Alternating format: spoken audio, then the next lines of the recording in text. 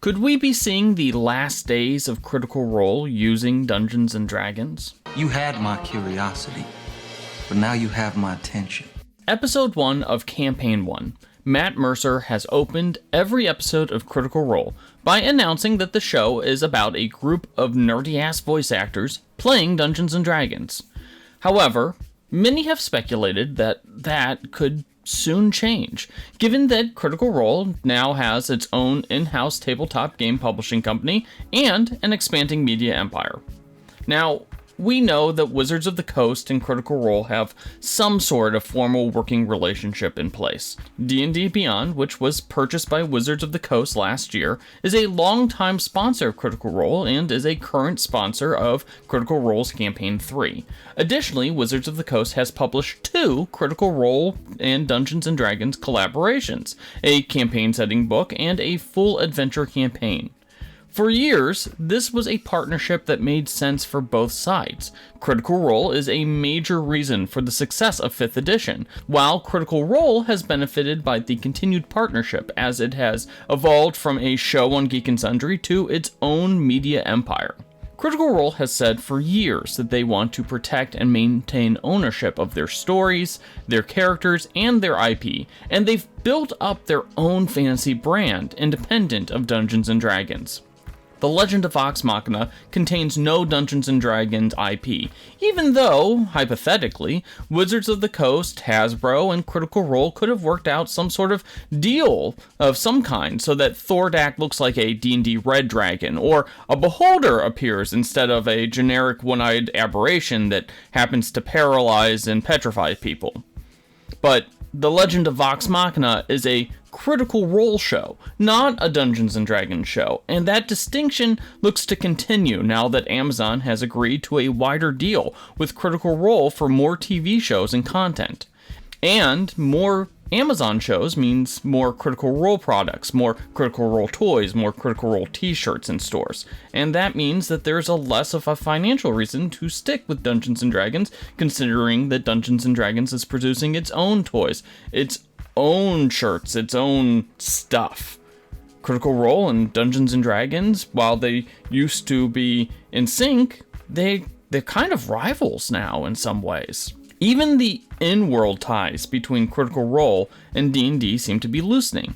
The current campaign has placed the gods of Exandria in the crosshairs, and those gods are one of the few major ties to established D&D lore, given that Exandria's pantheon is basically the Dawn War pantheon. And while Critical Role has its own distinct mythology and its own distinct way of referring to the gods in a manner that doesn't run afoul of D&D's copyrights, it's another way that Critical Role seems to be charting its own course instead of keeping close to D&D.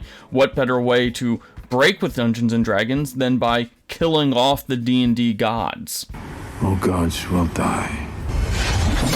The timing of Campaign 3 and the upcoming 1D&D edition is also very curious.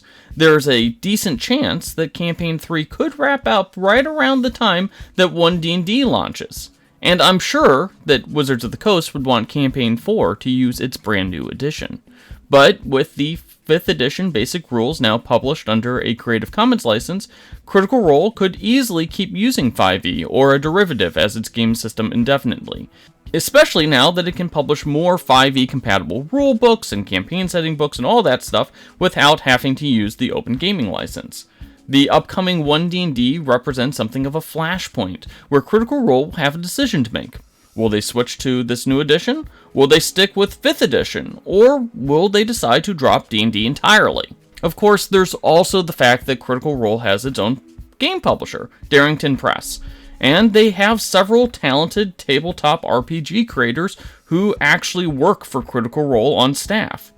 And while we know that Darrington has several non-fantasy tabletop RPGs in the works, it would kind of stand to reason that they are also probably working on something more specific to Critical Role as well.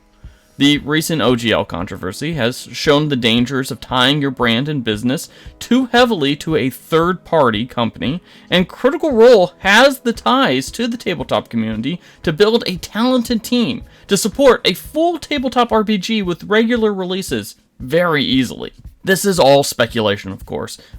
Critical Role hasn't commented that they want to leave Dungeons & Dragons, even though they gave a pretty interesting statement about the OGL not too long ago.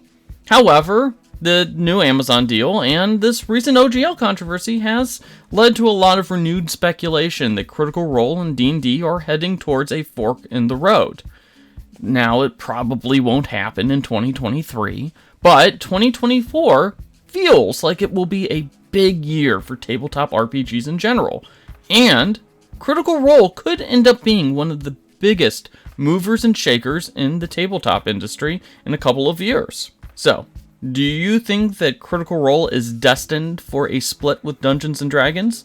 Let us know in the comment section, and don't forget to hit those like and subscribe buttons.